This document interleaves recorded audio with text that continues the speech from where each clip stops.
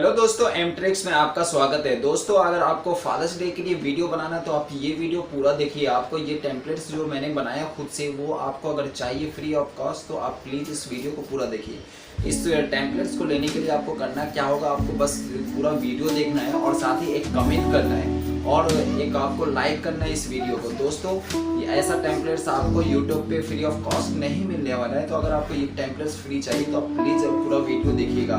साथ ही आप इस चैनल पे न्यू है तो प्लीज़ इस चैनल को सब्सक्राइब कीजिए और साथ ही इस बेल को क्लिक कीजिए ताकि आपको नोटिफिकेशन मिलता रहे। दोस्तों, इसके लिए काइनमास्टर की जरूरत पड़ेगी, तो चलिए सबसे पहले काइनमास्टर ओपन करते हैं और कुछ नया सीख लेते हैं।